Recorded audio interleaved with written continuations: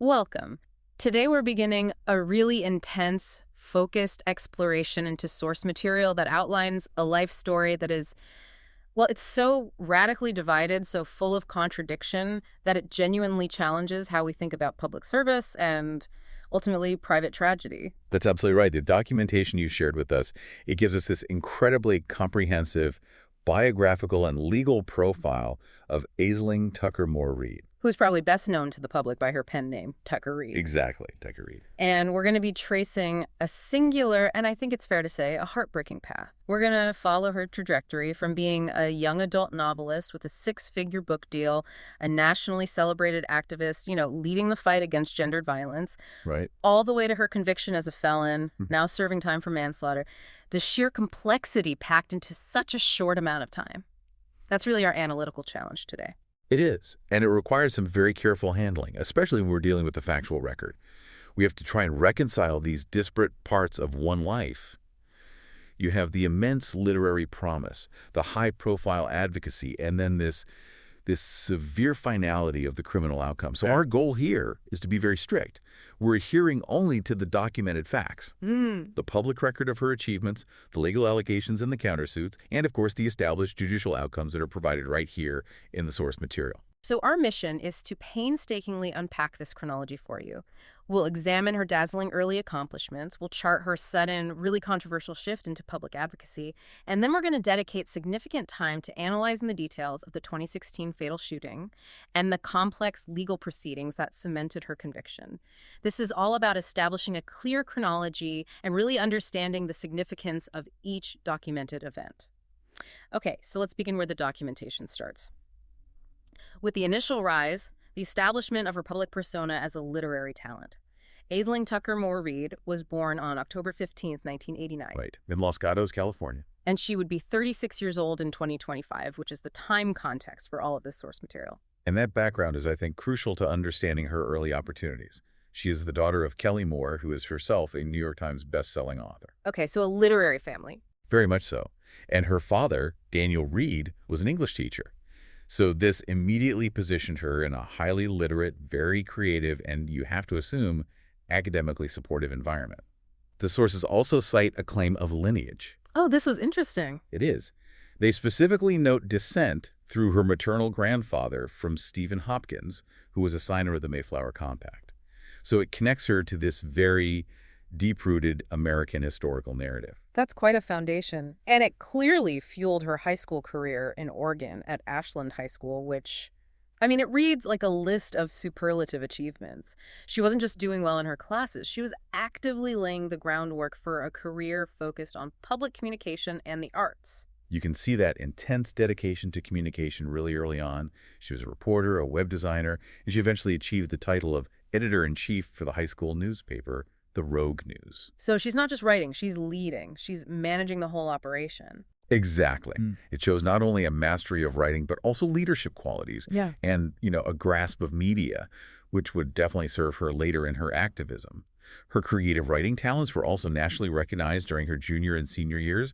She was receiving accolades for various essays and short stories. And the creative side wasn't just limited to the written word, which I found fascinating. The documentation really emphasizes her strong involvement in the arts.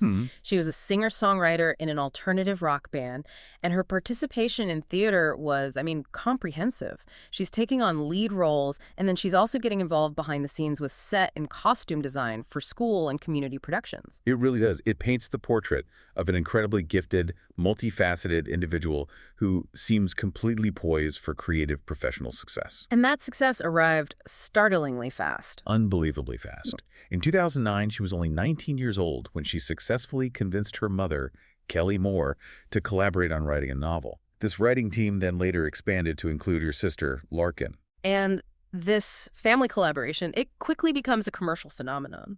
Just 2 years later, in 2011, the trio secures what the sources report as a massive six-figure financial deal. A six-figure deal.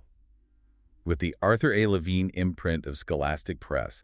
That's a huge name in publishing. A huge name. And this was for the North American rights to what was planned as the Amber House trilogy. I mean, for a young adult debut, especially one that's written collaboratively, this is just an exceptional level of commercial validation. It instantly put her on the national map. And that initial literary promise was fulfilled pretty quickly with the publication of Amber House in October 2012.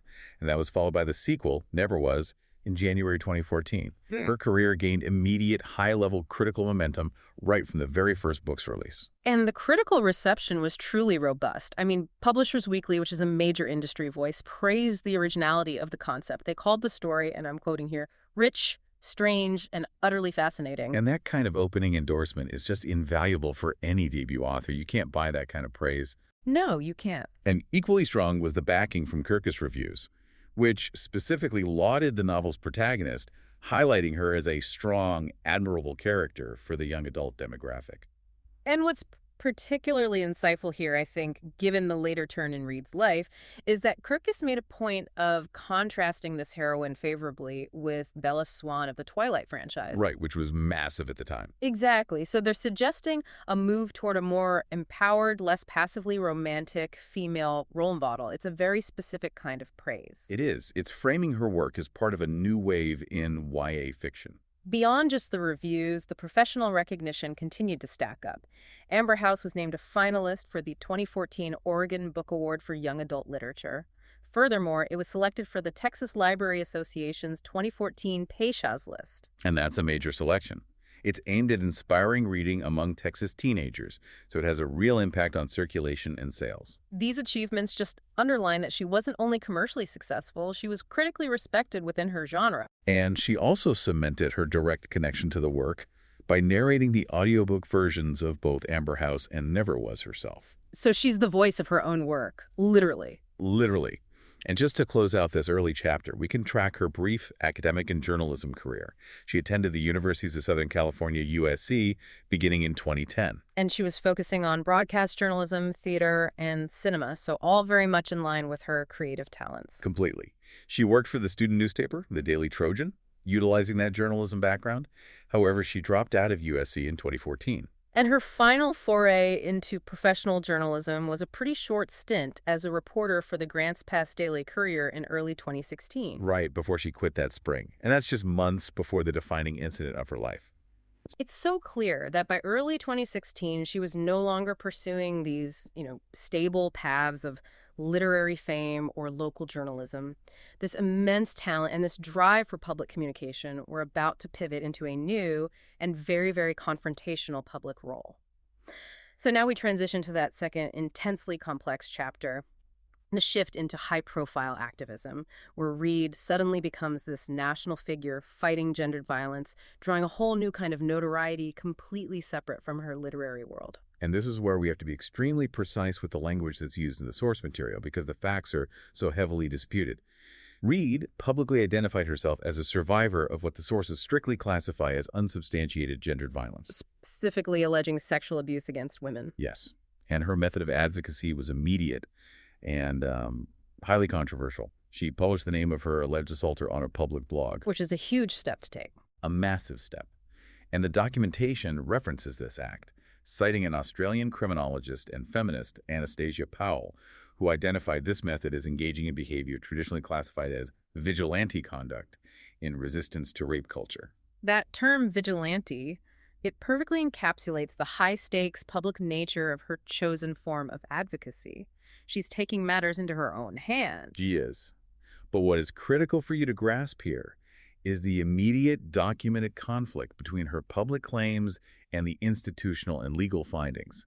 So the Student Judicial Affairs and Community Standards Office at USC investigated her claims. And what did they find? Their judicial outcome was, and I'm quoting the official finding, the burden of proof was not reached to find that a violation of the Student Conduct Code occurred.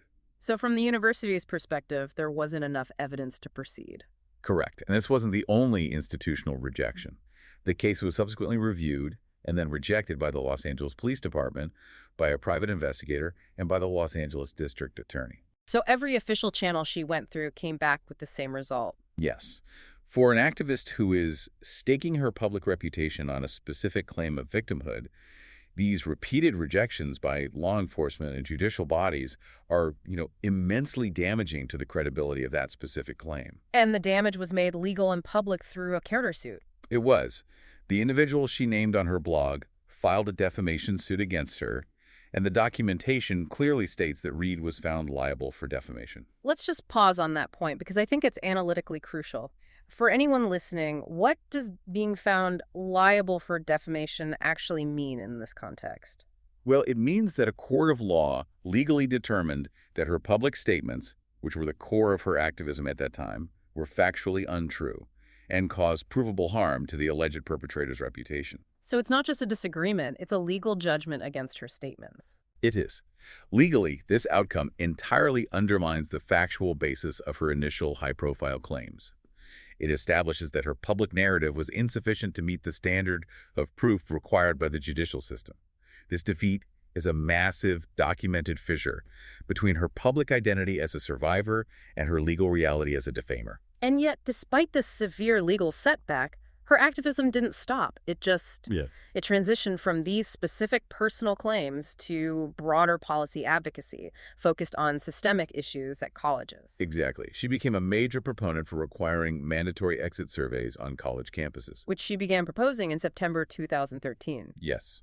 These surveys were a very practical policy tool. They were designed to monitor the efficacy of student safety policies and, crucially, to ensure institutional compliance with the Clery Act. For our listeners who may not be familiar, can you just briefly explain what the Clery Act is? Sure. The Clery Act is a federal statute. It requires all colleges and universities that participate in federal financial aid programs to disclose information about crime on and around their campuses. Oh. So Reed's argument for these exit surveys was that they would provide an external reference point. They would prevent internal corruption or, the easy dismissal of valid student safety claims by college administrations. It was actually a sophisticated, high-level push for institutional transparency using data. She certainly put a structure around her efforts. She founded the Student Coalition Against Rape, SCAR, which began at USC and then rapidly expanded into a national organization. She was actively working to assist students at multiple institutions in filing office for civil rights complaints against their respective colleges. It shows a deep commitment to systemic change beyond her own case. And this organizational effort brought some very high-profile recognition. In 2013, she received the Lucy Burns Challenger Award from the Veteran Feminists of America. And look who she's receiving it alongside. She's on stage with figures like the famed attorney Gloria Allred and the Grammy Award winner Helen Reddy. So receiving this honor placed her advocacy efforts in a highly visible and respected feminist context.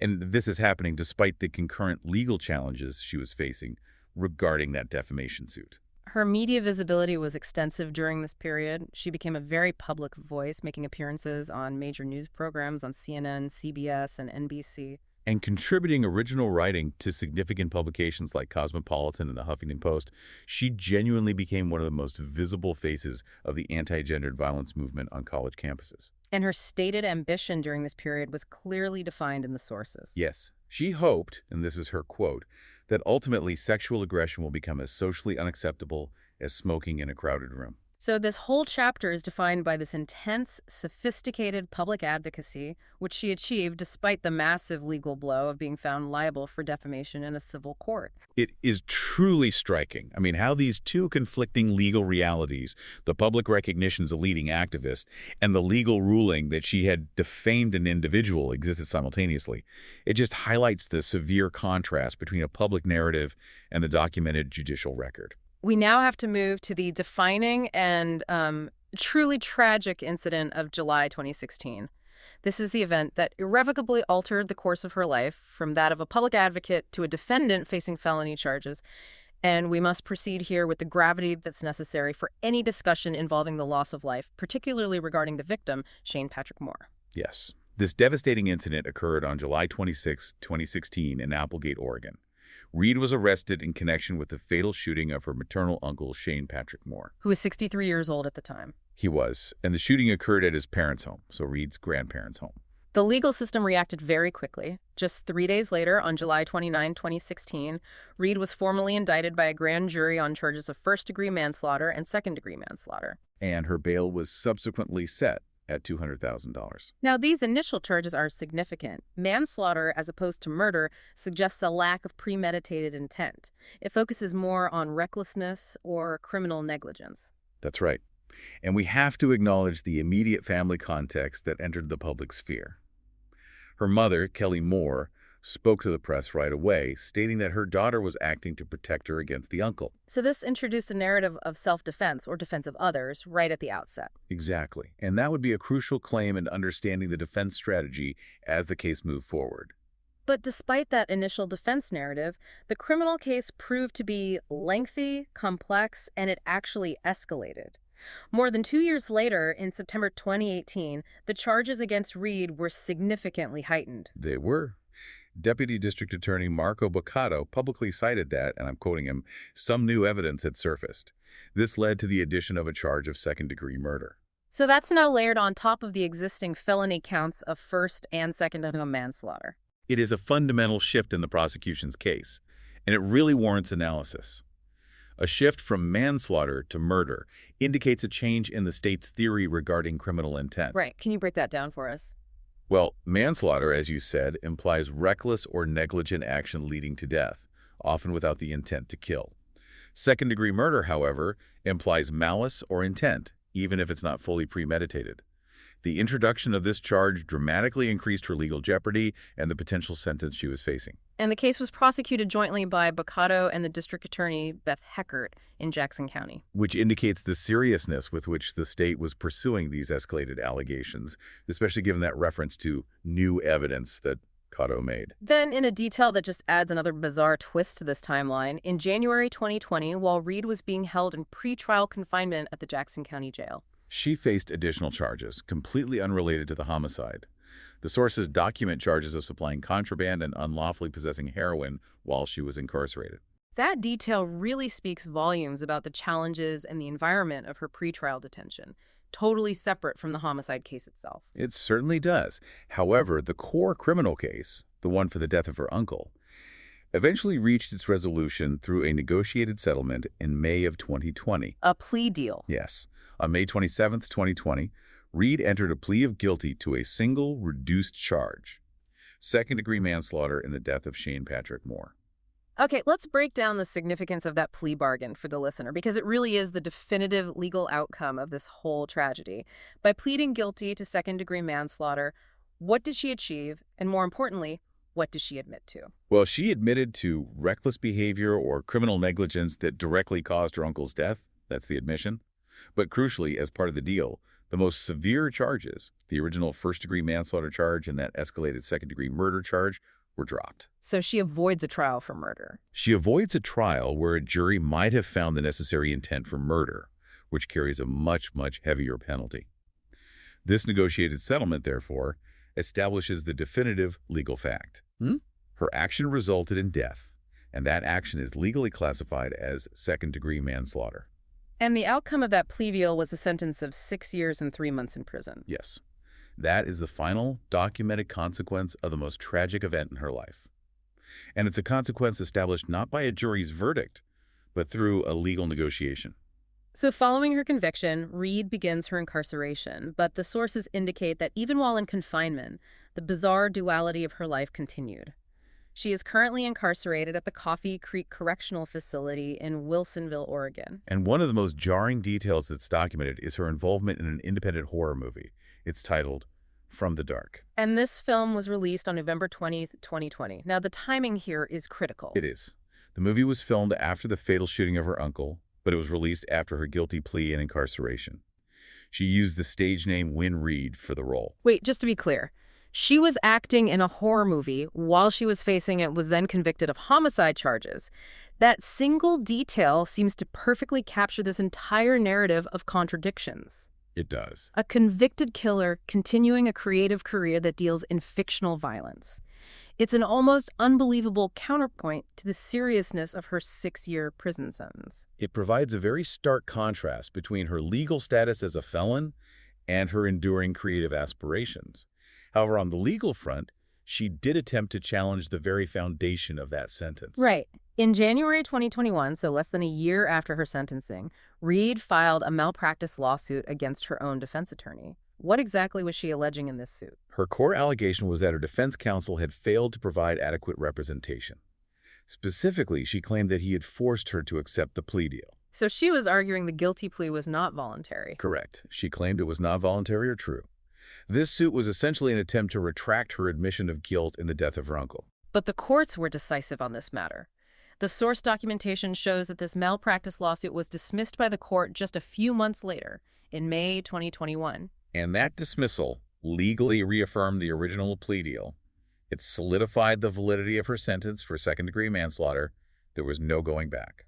In terms of her sentence duration, the sources, specifically referencing a subsequent NBC documentary, cited an alleged release date for her conviction of November 2024. Right, which puts the duration of that 6-year and 3-month sentence she received in May 2020 into a concrete context for you, the listener. And finally, her entire case, this bizarre path from a critically acclaimed young adult novelist and policy activist to a woman convicted of killing her uncle, it's attracted significant attention from true crime media. It just underscores the compelling, if tragic, nature of her narrative. That narrative duality proved, irresistible to producers.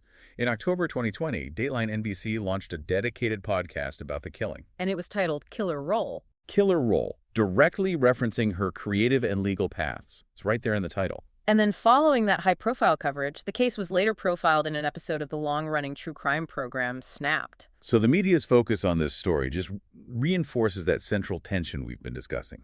The collision between her highly public, positive identity as an advocate and the legally documented facts of the violence that led to the death of a family member. It is a profound demonstration of how quickly and how completely a life's narrative can be redefined by one legal event. So as we synthesize the major insights from the extensive documentation you provided, the overwhelming theme, it just remains the absolute stark juxtaposition between the different phases of this life. Indeed. We have the documented history of a young woman who achieved exceptional success very early on. She secured a 6-figure book deal, critical praise. And then became a respected national figure dedicated to fighting gendered violence. She's receiving awards from established feminist organizations. And yet, this life of literary achievement and high-profile activism ran directly into 2 instances where the formal legal system aggressively rejected her personal narratives. First, with the finding of liability for defamation in a civil court. And second, with her ultimate conviction for fatal violence against a family member, the second-degree manslaughter of her uncle, Shane Patrick Moore. The timeline is the central, unavoidable fact here. From massive literary recognition and high-level activism to facing a murder charge and ultimately serving prison time for manslaughter. This comprehensive documented record demonstrates the chasm between a public identity and legal accountability. It forces us, and you the listener, to confront the power of the judicial record. A carefully built public persona, whether it's as an activist, an artist, or a journalist, can be completely overridden and permanently redefined by a singular, tragic legal event. Especially one involving the taking of a life and the subsequent judicial process established by the state. In this complex, often tragic journey, it raises an important question to consider long after our conversation concludes. In a case this layered, where personal narrative and advocacy are so fervent, how do we, as observers, interpret the facts when the legal system, which demands documented proof and operates via negotiated settlements, delivers a verdict, such as manslaughter, that runs so aggressively counter to the individual's established public identity? It's a compelling point about how the objective, often cold structure of the court operates completely independently of the passionate, subjective realm of public advocacy. Exactly. And we appreciate you trusting us with the source material for this extensive analysis. Thanks for listening.